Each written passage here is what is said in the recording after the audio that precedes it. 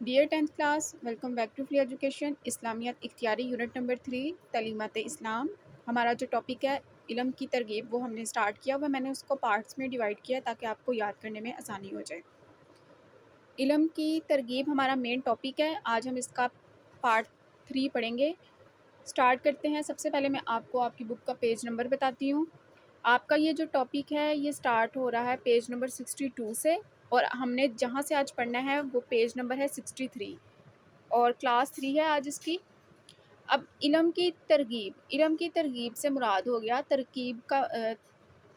ترغیب کا مطلب ہوتا ہے شوق دلانا، حوصلہ دینا یا اچھے کام کی طرف راغب کرنا۔ اب علم حاصل کرنے کی طرف شوق دلانا، علم حاصل کرنے کا شوق پیدا کرنا، دراصل یہ ٹاپک اس پوائنٹ کے اوپر ہے۔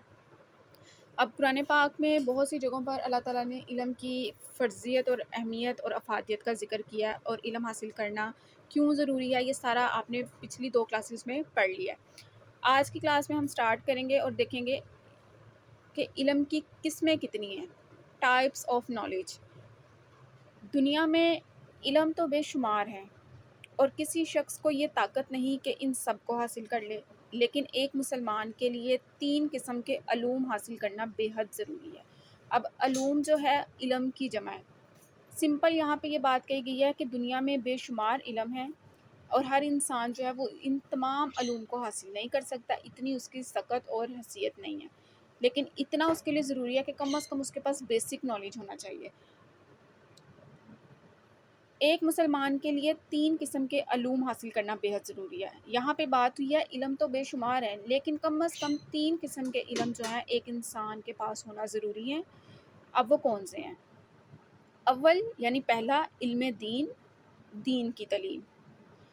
دوسرا علم ہے علم طب، یعنی کہ یہ وہ علم ہوتا ہے جس میں بیماریوں کا علاج اور صحت کی حفاظت کرنے کا ہمیں پتہ چلتا ہے، یعنی بیماریوں کے علاج کے بارے میں کہ ہم نے فلاں بیماری کو کس طرح سے جو ہے اس کا علاج کرنا ہے، اور صحت کو اپنی برقرار رکھنے کے لیے کیا کرنا ہے۔ علم طب اس کو کہتے ہیں، بیماریوں کا علاج اور صحت کی حفاظت کرنے کا علم۔ اور تیسرا علم ہوتا ہے علم معاش۔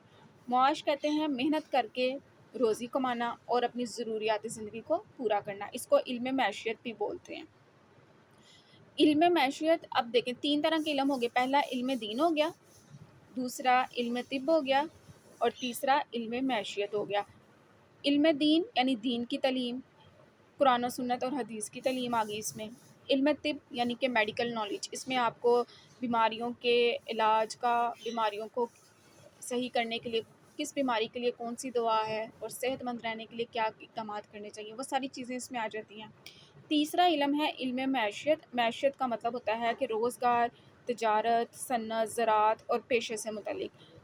علم معیشت یہ وہ علم ہے جو ہمیں آمدنی، خرچ، بچت اور وسائل کے درست استعمال کا طریقہ سکھاتا ہے۔ کم از کم یہ 3 بنیادی علم ایک انسان کے پاس ہونا ضروری ہے۔ اول علم دین، یعنی کہ پہلا علم دین کی تعلیم ہے، اور اس سے یہ مراد نہیں کہ مسلمانوں میں ہر ایک شخص تمام دینی مسائل کا عالم ہو۔ عالم اس شخص کو کہتے ہیں جس کو ہر طرح کی انفارمیشن ہو، ہر طرح کا نالج جس کے پاس ہو۔ اس سے مراد یہ ہے کہ ہر ایک مسلمان کے لیے ضروری ہے، خواہ وہ مرد ہو یا عورت، کہ دین کے ضروری مسائل سے واقف اور اسلام کی خوبیوں سے آگاہ ہو۔ اب یہاں پہ کہا گیا ہے کہ پہلا تو یہ بات جو ہے، اس بات کو پوائنٹ کیا گیا کہ دنیا میں علم بے شمار ہیں، اور انسان کے لیے کم از کم 3 علم انسان کے پاس ہونے ضروری ہیں۔ 3 علوم جو ہیں ان کا ہونا ضروری ہے۔ پہلا آ گیا دین کی تعلیم، پھر طب کی تعلیم، اور پھر علم معاش۔ اب دین کی تعلیم میں یہ کہا گیا ہے کہ اس کا مطلب یہ نہیں ہے کہ پورا دین ہی اس انسان کو آئے، کم از کم دین کے حوالے سے اسے بیسک چیزیں پتہ ہونی چاہیے۔ جیسا کہ یہاں پہ لکھا ہے کہ اس سے مراد یہ نہیں ہے کہ مسلمانوں میں سے ہر ایک شخص تمام دینی مسائل کا عالم ہو، یعنی کہ اس کو دین کے ہر معاملے کا پتہ ہو، ایسا نہیں ہے، اور نہ ہی ایسا پاسبل ہے، لیکن کم از کم اس کو دین کے جو ضروری مسائل اور احکامات ہیں ان کے بارے میں پتہ ہونا چاہیے۔ نمبر 2، علم طب یعنی میڈیکل نالج۔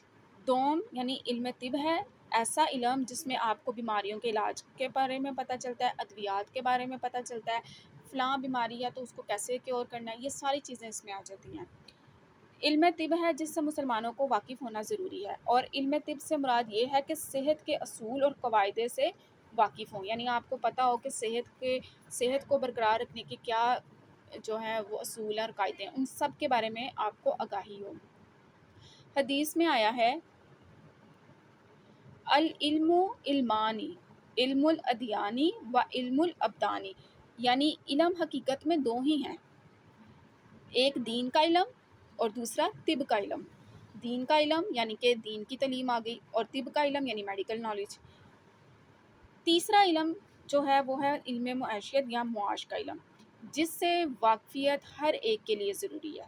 وہ علم ہے جس پر معاش کا، اب تیسرا علم وہ علم ہے جس پر معاش کا دار و مدار ہے، یعنی کہ محنت کر کے روزی کمانے اور اپنی ضروریات زندگی کو پورا کرنا، یہ معاش ہے، یعنی کہ پیسہ کمانا، محنت کرنی اور اپنی ضروریات زندگی پوری کرنا، یہ علم آپ کے پاس ہونا چاہیے۔ اب علم سے مراد ہو گیا کہ آپ کے پاس سکلز ہونی چاہیے، آپ کے پاس نالج ہونا چاہیے، تاکہ آپ اس کو استعمال میں لا کے اپنی زندگی میں پیسہ کما سکیں اور اپنی ضرورت کو پورا کر سکیں۔ تیسرا علم جس سے واقفیت ہر ایک کے لیے ضروری ہے، وہ علم ہے جس پر معاش کا دار و مدار ہے، اور اس علم سے ہماری مراد عام ہے، خواہ وہ علم متعارف ہو یا کوئی پیشہ یا ہنر ہو، کیونکہ دنیا میں جس قدر پیشے یا ہنر ہے وہ سب علم ہی ہیں۔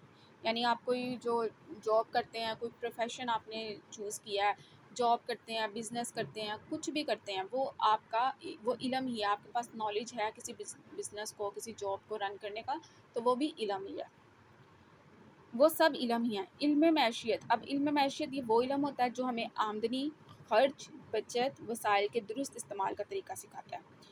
علم معیشت کا حاصل کرنا اور اس پر عمل پیرا ہونا ایک اہم اسلامی فرض ہے۔ اس کو نہ جاننے یا اس پر عمل نہ کرنے کے باعث آج مسلمان اقتصادی میدان، اب اقتصاد کا مطلب ہوتا ہے روزگار، تجارت، صنعت، زراعت اور پیسے سے متعلق، تو اقتصادی میدان یعنی کہ روزگار کے معاملے میں، تجارت کے معاملے میں، بزنس جسے ہم کہتے ہیں، ٹھیک ہے، پیسہ کمانے کے معاملے میں پیچھے رہ گیا، اقتصادی میدان میں پیچھے رہ گئے ہیں، اور دنیا کی دوسری قومیں جو ایک مدت اور عرصہ دراز تک اہل اسلام کے خرمن کمالات کی خوشہ چین رہیں۔ اب خرمن کہتے ہیں خوبیوں کو، اچھائیوں کو، خرمن کمالات یعنی کہ اسلام کی خوبیاں، اچھائیاں، اس کو استعمال کر کے فائدہ اٹھایا، خوشہ چین رہیں یعنی کہ فائدہ حاصل کرتی رہیں، دینوی ترقی کی اس مراج پر جا پہنچی کہ اس زمانے کے مسلمان اس کا تصور بھی نہیں کر سکتے۔ اب اس پوری لائن کا مطلب ہے کہ دوسرے ملکوں نے مسلمانوں سے علم سیکھا، اس پر عمل کیا اور بہت ترقی کی، جبکہ مسلمان خود ترقی میں پیچھے رہ گئے ہیں۔ یعنی دوسرے ممالک اور دوسری قومیں جو تھیں، انہوں نے اسلام کے بتائے ہوئے طریقوں کو، دین اسلام کی جتنی بھی، اب یہاں پہ خرمن کمالات کا مطلب ہو گیا کہ اسلام کی خوبیاں، اچھائیاں اور طریقے سیکھ کے اپنے آپ کو ترقی کی راہ پہ گامزن کیا، جبکہ مسلمان جو ہے وہ وہیں کے وہیں رہ گئے۔ اس کی اصل وجہ صرف جہالت ہے، کیونکہ یہ بے وجہ جہالت اور لا علمی اپنے مذہبی اصولوں اور اپنے بزرگوں کے اعلیٰ کارناموں سے نا واقف ہیں۔ دوسرے، ان کے دماغوں میں ایک باطل خیال جمع ہوا ہے، باطل خیال یعنی غلط خیال ہے کہ ہر کسب باعث ہتک، اب کسب کہتے ہیں روزی روٹی کمانا، ٹھیک ہے، باعث کہتے ہیں وجہ کو، ہتک کہتے ہیں بے عزتی کو، اور موجب ننگو آر ہے، اب موجب کہتے ہیں وجہ بننا، سبب بننا کسی چیز کی، ننگو آر یعنی شرمندگی اور بدنامی۔ دوسرے، ان کے دماغوں میں ایک باطل خیال جمع ہوا ہے کہ ہر کسب باعث ہتک اور موجب ننگو آر ہے، حالانکہ قرآن مجید میں کئی جگہ کسب معاش کی شدید تاکید آئی ہے۔ اب یہ جو لائن ہے، ان کے دماغوں میں ایک باطل خیال جمع ہوا ہے کہ ہر کسب باعث ہتک اور موجب ننگو آر ہے، اس لائن کا مطلب ہے کہ وہ غلطی سے یہ سمجھتے تھے کہ محنت کر کے روزی کمانا ایک بری بات ہے اور اس سے انسان کی عزت کم ہو جاتی ہے، جبکہ اسلام نے ناجائز اور حرام طریقے سے روزی کمانے سے منع کیا، حلال اور جائز طریقے سے کمانے سے منع نہیں کیا۔ اس لائن کا یہ مطلب ہے، یعنی وہ یہ سمجھتے تھے کہ روزی کمانا ہی غلط ہے، روزی کمانا، محنت کرنا یہ بے عزتی کا باعث ہے، جبکہ اسلام کہتا ہے کہ ناجائز اور انلیگل ویز جو آپ استعمال کر کے روزی کماؤ گے وہ غلط ہے، لیگل ویز اور جو کیا کہتے ہیں صحیح طریقہ روزی کمانے کا، جائز ذرائع، اگر آپ ان سے روزی کماؤ تو اسلام نے اس کی اجازت دی ہوئی ہے۔ اور قرآن مجید میں کسب معاش کا مطلب ہوتا ہے، کسب کہتے ہیں کمانے کو، کسب معاش کا مطلب ہوتا ہے روزی کمانا، تو اسلام نے جائز طریقے سے روزی کمانے کا حکم دیا ہے، اور قرآن مجید بھی جو ہے وہ اس چیز کی تاکید فرما رہا ہے، بار بار قرآن پاک میں بھی اس چیز کا ذکر آیا ہے کہ روزی کمائی جائے۔ حتیٰ کہ حج جیسی ضروری اور مذہبی عبادت کے موقع پر بھی تجارت کرنے کی صریح اجازت موجود ہے۔ صریح کہتے ہیں واضح، کھلی۔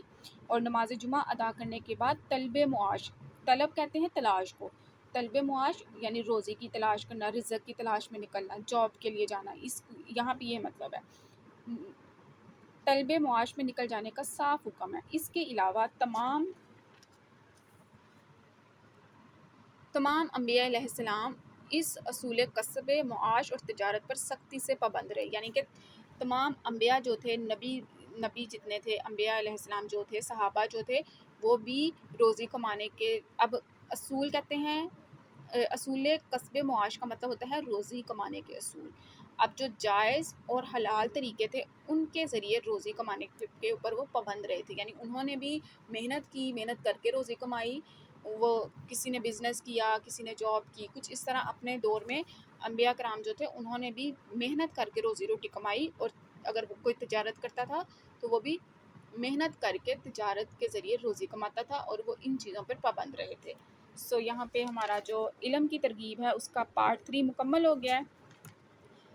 میں نے اس کو آسان سے آسان آپ کے لیے ایکسپلین کرنے کی کوشش کیا تاکہ آپ کو یاد کرنے میں آسانی ہو جائے۔ Stay connected and stay blessed.